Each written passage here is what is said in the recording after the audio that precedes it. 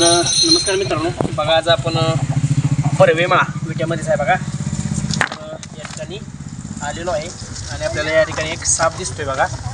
तर तो दामन जातीचा आहे, आपण त्याला पकडलेलं आहे. तर त्याचं तोड तिकडं असावं बघा, तिकडं आहे वाटतं, म्हणजे किती आतनं गेलं आहे बघा, ते भरपूर मोठा आहे. तर आपण त्याला बाहेर काढण्याचा प्रयत्न करतोय बघा मित्रांनो. तर कशा पद्धतीनं तो आपल्यापासून पळण्याचा प्रयत्न करतोय बघा.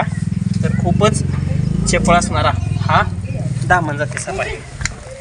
तर आपण त्याला पकडलेलं आहे. तर बघा, घराच्या आजूबाजूला असा जर साप आला तर पहिली गोष्ट घाबरून जाऊ नका, कारण हा साप शेतकऱ्याचा मित्र आहे बघा. आणि या सापापासून माणसाला कुठल्याही प्रकारचा धोका होत नसतो. आणि सुरुवातीला जरा पकडताना आपल्याला थोडासा ताप देतो का, कारण तो निसर्गात राहणारा जीव आहे, त्याला माणसाचा स्पर्श माहीत नसतो. त्यामुळे तो सुरुवातीला जरा चावण्याचा किंवा हातातून वळवण्याचा प्रयत्न करत असतो जास्त. बघू शकताय, सरासरी बघा 6 ते 8 फुटापर्यंत वाढणारा हा बिनविषारी सर्प आहे. जे बघा की जरी समजा चुकून चावला, पाय वगैरे पडल्यानंतरच चावतो, असा चावत नाही. तरी पण जर चावला तर माणसाला कुठल्याही प्रकारचा धोका होत नसतो, त्यामुळे घाबरायचं नसतं. बघू शकता, याची लांबीसुद्धा भरपूर आहे बघा, एक 8 फूट लांबी असावी बघा. खूपच लांब असा हा साप आहे बघा. सडपतळ शरीर आहे त्याचं. त्याला कसं ओळखायचं मी तुम्हाला थोड्या वेळाने सांगतो, कारण तो अजून चपळपणा आहे त्याच्या शरीरामध्ये अजून. बघू शकताय बघा, ताशी 7 किलोमीटर वेगाने तो पळू शकतो. त्यामुळं अत्यंत चपळ असणारा साप आहे. तो बराच वेळ या ठिकाणी होता. आपल्याला बापूराव सूर्यवंशी यांनी कॉल केला बघा, त्यांचं मनापासून धन्यवाद बघा.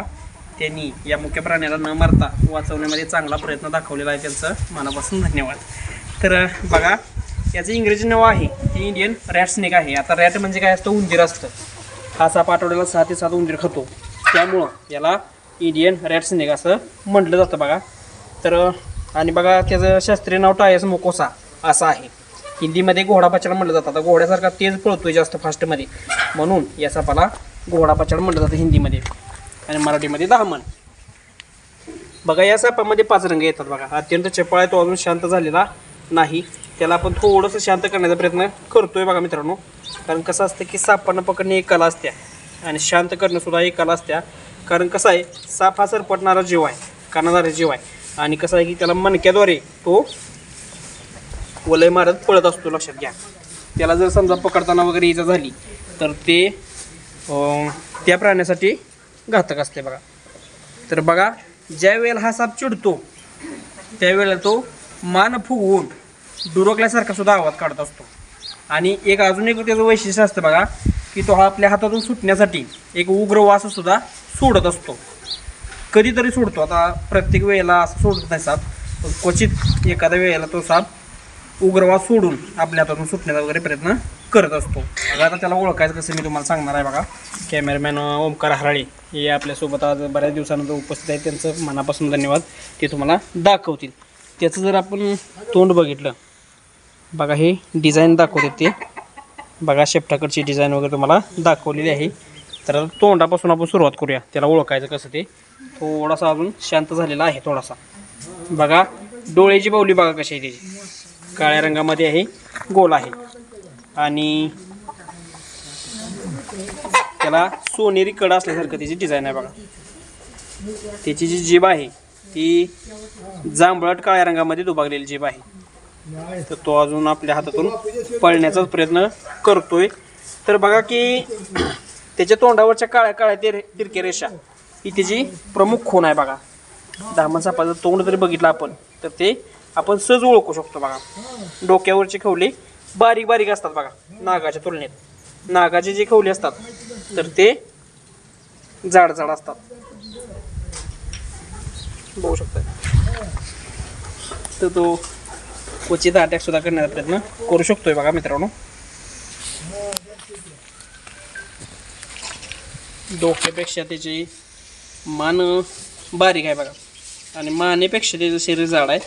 त्याची जी त्वचा आहे ती षटकोनी आकाराची त्वचा आहे. आणि जी नागाची त्वचा असते तर ती गहू चिटकवल्यासारखी त्वचा असते बघा. तो मान चपटी करतो, याचा तो चिडतोय अधूनमधून, लक्षात घ्या.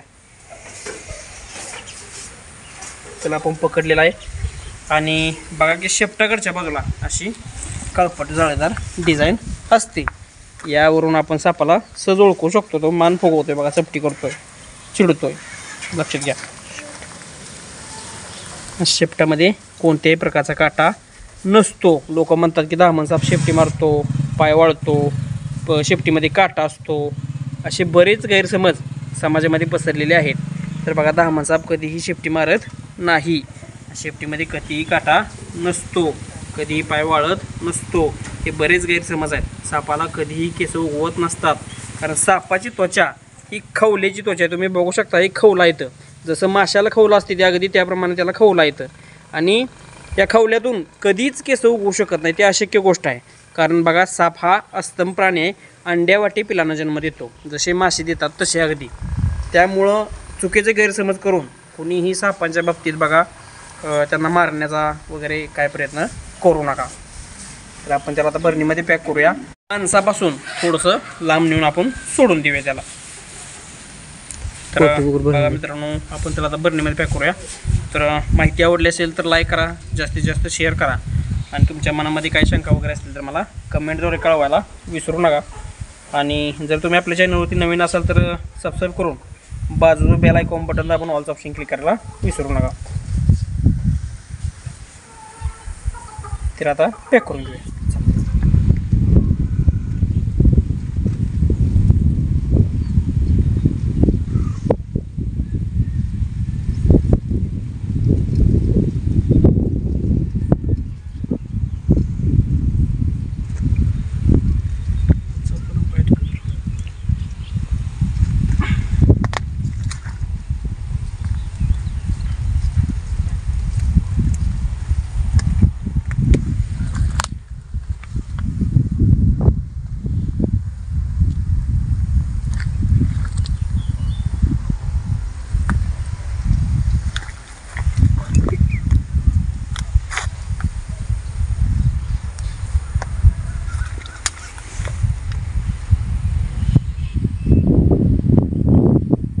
तर बघा मित्रांनो, आपण थोडा वेळ पकडलेला इंडियन रेड स्नेक म्हणजेच धामण जातीचा जो साप होता, तर त्याला तर आपण सुरक्षितपणे निसर्गाच्या सानिध्यामध्ये सोडतो आहे. बघा मित्रांनो, तर तो कशा पद्धतीनं अगदी चपळतेनं जातो आहे बघा.